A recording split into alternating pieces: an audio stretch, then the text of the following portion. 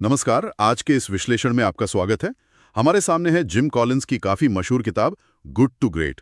ये किताब आई तो 2001 में थी, पर इसका सवाल आज भी बहुत मौजू है कि भाई कुछ कंपनियां सिर्फ ठीक ठाक या अच्छी होने से आगे बढ़कर वाकई महान कैसे बनती हैं, और फिर वो उस मुकाम पर लंबे समय तक टिकी कैसे रहती हैं। हाँ, ये सवाल हमेशा रहता है। कॉलिंस और उनकी टीम ने, जैसा आपने बताया, 5 साल लगाकर करीब 1400 कंपनियों को खंगाला था। बिल्कुल। और उनका एक बहुत मशहूर वाक्य है, अच्छा महान का दुश्मन है। आज हम इसी रिसर्च से निकले कुछ खास आइडियाज और रणनीतियों पर बात करेंगे, जो शायद किसी भी संगठन को औसत से ऊपर उठने में मदद कर सकती हैं। तो चलिए शुरू करते हैं। सबसे पहली बात जो किताब में आती है वो है लेवल 5 लीडरशिप। अब ये सुनने में तो ऐसा लगता है कि कोई बहुत बड़ा करिश्माई लीडर होगा। हाँ, अक्सर यही ख्याल आता है। पर कॉलिंस कुछ और ही कहते हैं ना। हाँ बिल्कुल, ये बड़ा दिलचस्प है। असल में लेवल 5 लीडर जो होते हैं वो व्यक्तिगत तौर पर काफी विनम्र, शांत स्वभाव के। उनमें कोई दिखावा या वो ईगो वाली बात नहीं होती। अच्छा। लेकिन जहां तक पेशेवर लक्ष्यों की बात है, कंपनी के विजन की बात है, वहां वो एकदम फौलादी इरादों वाले होते हैं। उनका पूरा ध्यान, मतलब पूरा फोकस संगठन की सफलता पर होता है, अपनी पर्सनल इमेज या ग्लोरी पर नहीं। किम्बर्ली क्लार्क के डार्विन स्मिथ का उदाहरण शायद इसी के लिए। जी, किताब में उन्हीं का उदाहरण दिया गया है, ये दिखाने के लिए कि कैसे एक शांत दिखने वाला लीडर बड़े बदलाव ला सकता है। तो ये तो हुई लीडर की बात। और इसी से जुड़ा है उनका अगला आइडिया, पहले कौन फिर क्या। इसका क्या मतलब है? हाँ, फर्स्ट हु देन व्हाट। ये बहुत बहुत जरूरी सिद्धांत है। कॉलिंस कहते हैं कि महान कंपनियां पहले सही लोगों को, आप कह सकते हैं, अपनी बस में बैठाती हैं। सही लोगों को, हाँ, मतलब पहले सही टीम बनाती हैं और उसके बाद ये तय करती हैं कि इस बस को लेकर जाना कहाँ है, यानी कंपनी की दिशा क्या होगी। अच्छा, पहले लोग फिर स्ट्रैटेजी। बिल्कुल। सोच ये है कि अगर आपके पास सही लोग हैं, मतलब वो लोग जो कंपनी के कल्चर और वैल्यू से जुड़ते हैं, जो मेहनती हैं, अनुशासित हैं, तो फिर चाहे बाजार बदले, हालात मुश्किल हों, वो लोग मिलकर सही रास्ता निकाल ही लेंगे। ये सुनने में तो बहुत अच्छा लगता है, पर ये सही लोग पहचानना ये कितना आसान या मुश्किल है? आजकल तो स्किल सेट की बहुत बात होती है। सही सवाल है। किताब इस पर जोर देती है कि लेवल 5 लीडर्स सिर्फ रेज्यूमे या स्किल्स नहीं देखते, वो व्यक्ति के चरित्र, उसके काम करने के जज्बे, उसकी अनुशासन की भावना, सीखने की इच्छा, इन चीजों पर ज्यादा ध्यान देते हैं। वो ऐसे लोगों को टीम में लाते हैं जो मुश्किल सवाल पूछने से डरते नहीं, जो असहमत होने और बहस करने की हिम्मत रखते हों। समझ गया। तो किरदार और अनुशासन ज्यादा जरूरी है। ठीक है, तो सही लोग आगे टीम में। अब दिशा कैसे तय हो? यहाँ वो आपका हेजहॉग कॉन्सेप्ट आता है, शायद वो 3 गोलों वाली बात जो आपने बताई थी। हाँ, हेजहॉग कॉन्सेप्ट। हेजहॉग यानी सेही जानवर। वो क्या करता है, जब कोई खतरा आता है तो खुद को सिकोड़कर एक गेंद जैसा बना लेता है, मतलब एकदम फोकस। तो ये कॉन्सेप्ट कहता है कि महान कंपनियां 3 महत्वपूर्ण सवालों के जवाब जहां मिलते हैं, उस एक बिंदु पर अपना पूरा ध्यान लगाती हैं। 3 सवाल कौन से? पहला, आप किस एक चीज में दुनिया में सबसे अच्छे हो सकते हैं, सिर्फ अच्छे नहीं, बेस्ट। दूसरा, किस चीज को लेकर आपके अंदर, आपकी टीम के अंदर गहरा जुनून है, पैशन है।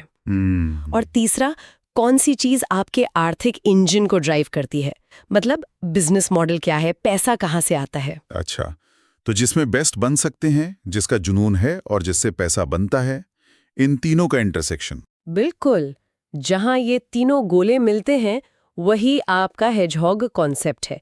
यही वो एरिया है जिस पर कंपनी को अपना सारा ध्यान लगाना चाहिए। ये दिलचस्प है। मतलब ये आपको भटकने से रोकता है। हाँ, और यही फोकस सीधे जुड़ता है अगले आइडिया से, फ्लाईव्हील इफेक्ट से। Flywheel effect?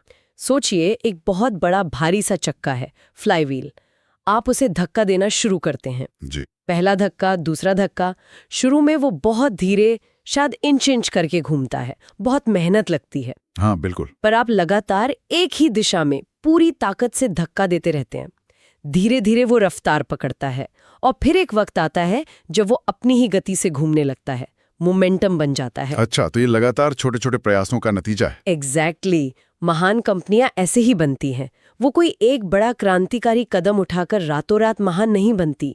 वो लगातार अनुशासित तरीके से सही दिशा में छोटे छोटे कदम उठाती हैं और धीरे धीरे फ्लाईव्हील घूमने लगता है, मोमेंटम बनता है। और फिर इसका उल्टा भी है शायद, वो डूम लूप। हाँ बिल्कुल, डूम लूप। ये उन कंपनियों के साथ होता है जो जल्दी नतीजों के चक्कर में रहती हैं। वो एक बड़ा प्रोग्राम लॉन्च करती हैं, सोचते हैं इससे सब बदल जाएगा। नतीजे तुरंत नहीं मिलते तो वो निराश होकर दिशा बदल देते हैं, कोई नया चमकदार आइडिया अपना लेते हैं, फिर कुछ और करते हैं। वो उस फ्लाई व्हील को कभी एक दिशा में लगातार धक्का दे ही नहीं पाते, वो चक्का कभी रफ्तार पकड़ ही नहीं पाता। और वो एक निराशा के चक्कर में फंस जाते हैं। सही कहा। किताब में सर्किट सिटी का उदाहरण है। एक समय में बहुत सफल कंपनी थी, पर बाद में इसी डूम लूप में फंसकर पिछड़ गई। ये एक तरह की चेतावनी है। ये वाकई सोचने वाली बात है। इसके अलावा 2 चीजें और थीं जिनका आपने जिक्र किया था, क्रूर तथ्यों का सामना करना और अनुशासन की संस्कृति। संक्षेप में ये क्या है? क्रूर तथ्यों का सामना करना मतलब बिना किसी लाग लपेट के, बिना किसी बहाने के अपनी असलियत को देखना, चाहे वो कितनी भी मुश्किल या कड़वी क्यों ना हो। यहाँ स्टॉकडेल पैराडॉक्स की बात आती है। Stockdale paradox. हाँ, यानी ये अटूट विश्वास रखना कि अंत में आप जरूर सफल होंगे, लेकिन साथ ही साथ अपनी मौजूदा स्थिति की क्रूर सच्चाई को पूरी ईमानदारी से स्वीकार करना, झूठी उम्मीदों में नहीं जीना। अच्छा, मतलब उम्मीद और हकीकत का संतुलन। बिल्कुल। और अनुशासन की संस्कृति का मतलब ये नहीं कि ऊपर से बहुत सारे नियम थोप दिए जाएं। इसका मतलब है कि जब आपने पहले कौन वाले सिद्धांत से सही अनुशासित लोगों को चुना है, तो आपको बहुत ज्यादा ब्यूरोक्रेसी की जरूरत नहीं पड़ती। वो लोग खुद जिम्मेदारी लेते हैं, वो अनुशासित तरीके से सोचते हैं, अनुशासित तरीके से काम करते हैं।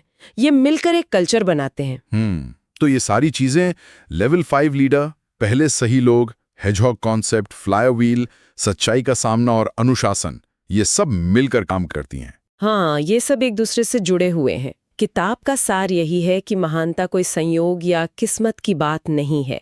ये अनुशासित सोच और लगातार किए गए अनुशासित कार्यों का नतीजा है। ये लीडरशिप, सही लोग चुनने और एक स्पष्ट फोकस के महत्व को बार बार रेखांकित करती है। बिल्कुल। हालांकि ये ध्यान रखना भी जरूरी है कि ये रिसर्च, जैसा आपने शुरू में कहा, 2001 की है और ज्यादातर बड़ी अमेरिकी कॉरपोरेट कंपनियों पर केंद्रित है। हाँ, ये जरूरी पॉइंट है। तो हो सकता है कि आज के तेजी से बदलते माहौल में, या शायद छोटे व्यवसायों के लिए, या अलग-अलग देशों के कल्चर में इसके कुछ निष्कर्षों को थोड़ा अडैप्ट करना पड़े। सही। लेकिन मुझे लगता है जो मूल सिद्धांत है, लीडरशिप का स्वभाव, लोगों का महत्व, फोकस की जरूरत और अनुशासन का रोल, वो आज भी उतने ही प्रासंगिक है।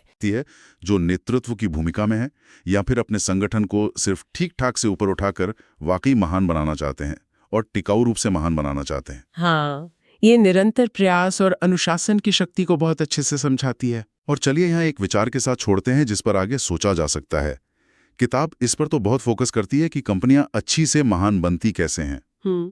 लेकिन एक बार कोई कंपनी महान बन गई तो उस स्थिति को बनाए रखना लंबे समय तक और वापस सिर्फ अच्छा बनने से बचना, इसके लिए किन अलग तरह के या नए अनुशासनों की जरूरत पड़ती होगी, खासकर तब जब वो शुरुआती लेवल 5 लीडर शायद रिटायर हो जाते हैं या चले जाते हैं। ये बहुत दिलचस्प सवाल है।